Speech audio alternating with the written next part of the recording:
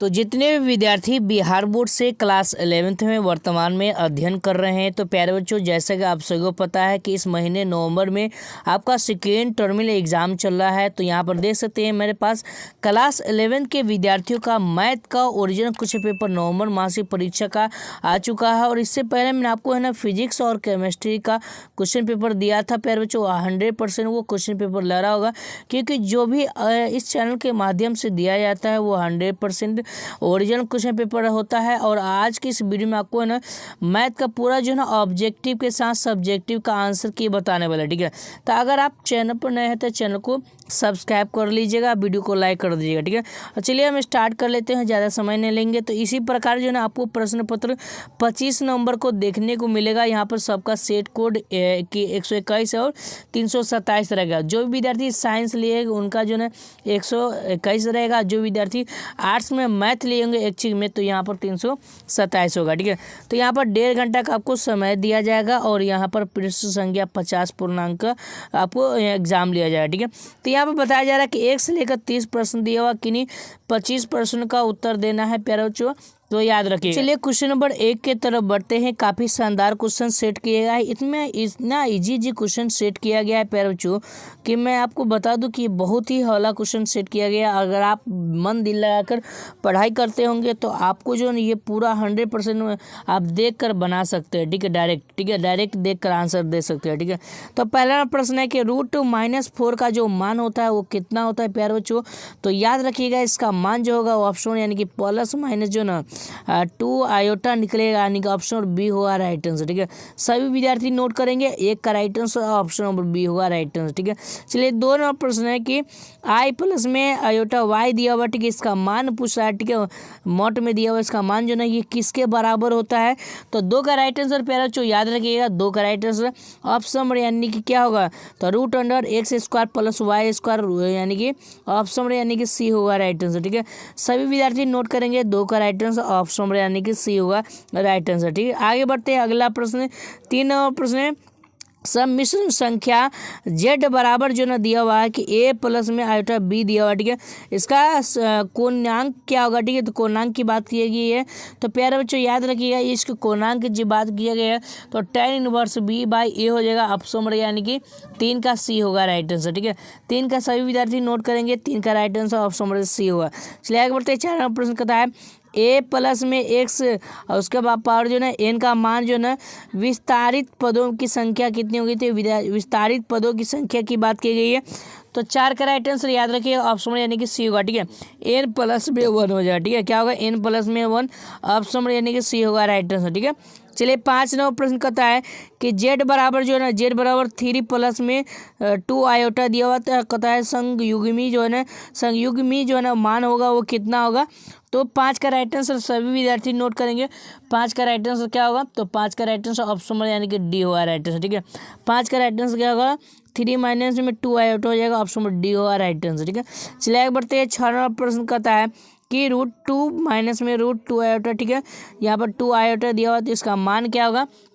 तो देखिए 6 का राइट आंसर हम निकालेंगे तो याद रखिएगा इसका आंसर 2 निकलेगा। ठीक है, कितना निकलेगा, 2 निकलेगा ऑप्शन नंबर बी होगा राइट आंसर। ठीक है, अगर आप चैनल पर नए हैं तो प्यारे बच्चों आपसे एक रिक्वेस्ट है कि इस चैनल को आप लोग सब्सक्राइब कर लीजिएगा, क्योंकि आपको है ना हर एग्जाम में जो ना आपको हेल्प मिलेगा।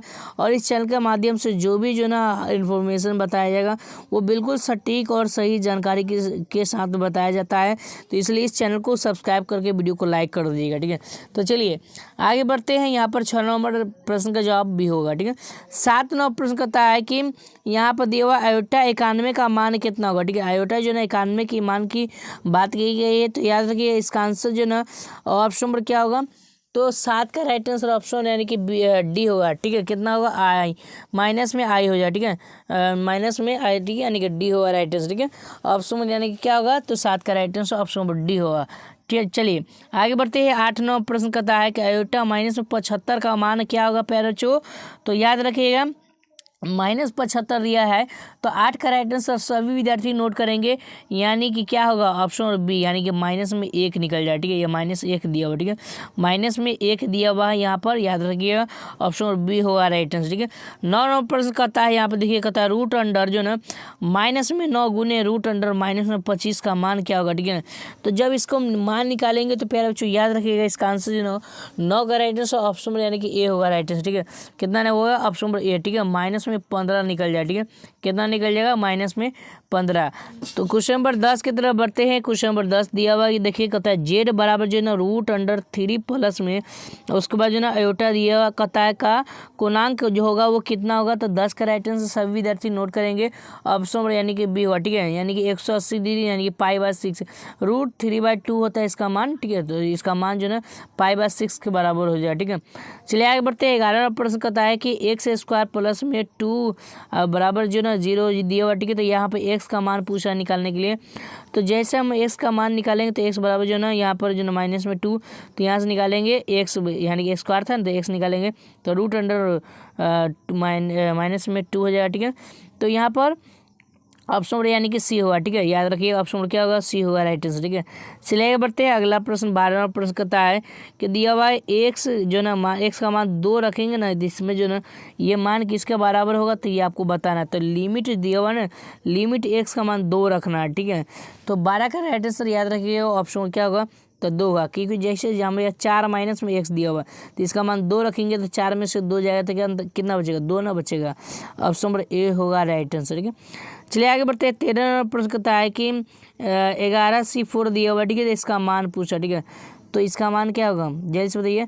तो इसका मान जो है ना वो 330 हो जाएगा। 11 का सी होगा राइट आंसर। ठीक है, क्या होगा 330 हो जाएगा राइट आंसर। ठीक है, सभी विद्यार्थी याद रखेंगे 11 का राइट आंसर ऑप्शन नंबर सी।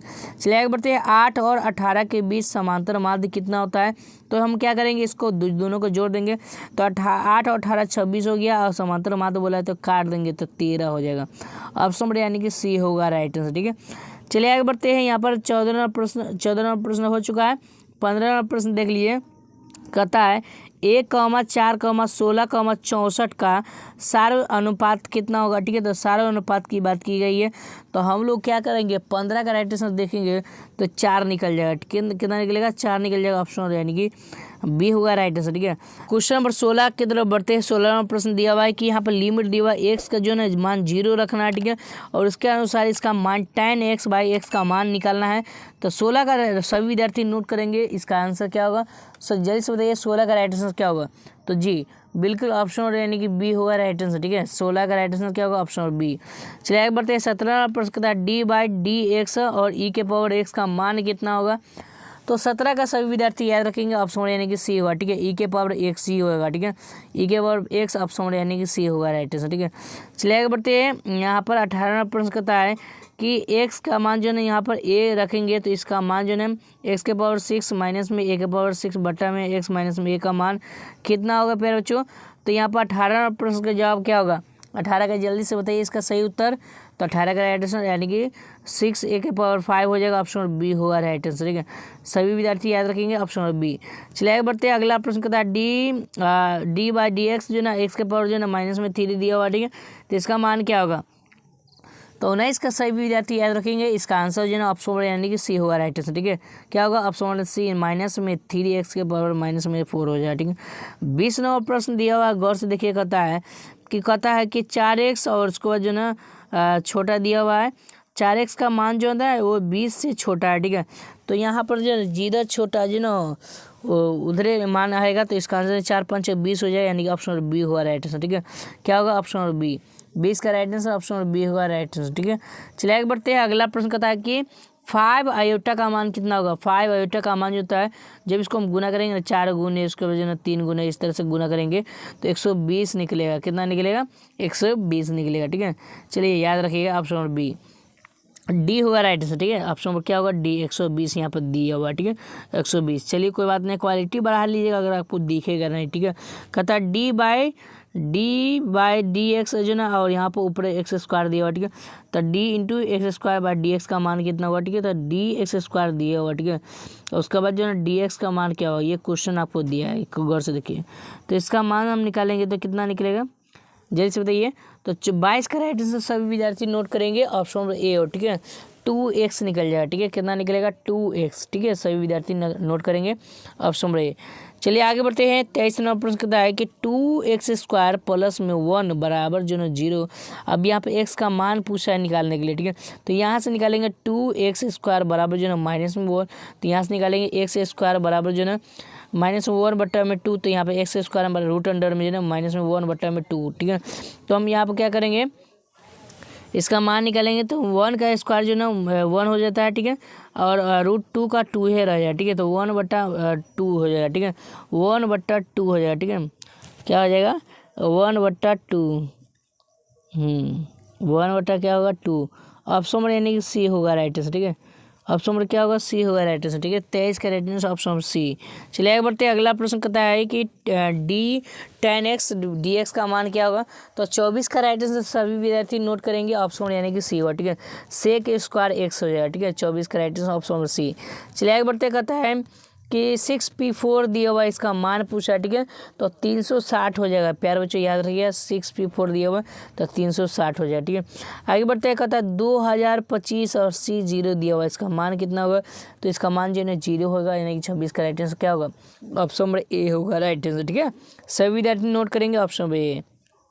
आगे बढ़ते हैं। अगला प्रश्न देख लिए, कहता है 27 नंबर प्रश्न कहता है कि 27 नंबर प्रश्न दिया हुआ है कि लिमिट दिया हुआ है ना 0 का मान 0 रखने के लिए, ठीक है, तो जो ना थीटा के जगह पर 0 मान रखेंगे, ठीक है, थीटा के जगह पर क्या रखेंगे 0 मान रखेंगे, तो साइन 0 का मान जो ना कितना होता है तो 0 होता है, ठीक है, तो साइन 0 का डिग्री का मान क्या होगा 0, ऑप्शन यानी कि सी होगा राइट आंसर, ठीक है। चलिए आगे बढ़ते हैं। कहता है लिमिट x का मान जो ना 1 दिया हुआ, ठीक है, तो इसमें हम मान रखेंगे तो 6 × 1 का स्क्वायर होगा 1, तो 6 एकम 6 और 4 में से 6 हो जाएगा तो हो जाएगा कितना, तो हो जाएगा आपको 2 और 2 और 3 5, यानी कि ऑप्शन नंबर डी होगा राइट आंसर, ठीक है, कितना होगा डी होगा राइट आंसर, ठीक है। चलिए आगे बढ़ते हैं। अगला प्रश्न कहता है कि यहाँ पर जो ना लिमिट दिया हुआ x का मान 0 रखेंगे तो e के पावर x -1/x का मान क्या होगा, तो इसका आंसर 1 निकलेगा, ऑप्शन नंबर यानी कि सी होगा राइट आंसर, ठीक है।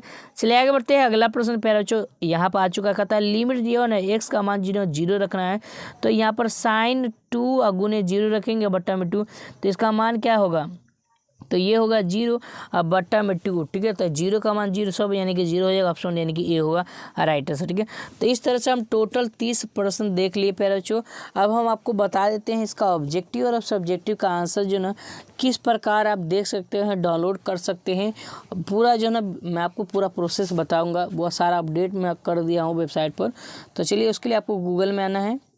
तो प्यारे बच्चों आपको गूगल में आना है, जो इस चैनल का नाम है मैं आपको जो स्टेप बता दे रहा हूँ उस स्टेप को फॉलो कीजिएगा और आराम से जाकर डाउनलोड कर लीजिएगा, ठीक है। सभी प्रश्न पत्र का उत्तर जो वहाँ पर अपडेट सबसे पहले फर्स्ट अपडेट यहाँ पर होता है, यहाँ पर आकर कर देख लीजिए, ठीक है। तो जैसे उस पर क्लिक करेंगे तो इस तरह का इंटरफेस देखने को मिल जाए, नीचे बढ़ेंगे सभी जानकारी खुल जाओ, ठीक है। आपको नीचे आना है और 11th वाले सेक्शन में आना है, ठीक है। कहाँ आना है 11th वाले सेक्शन में, ठीक है।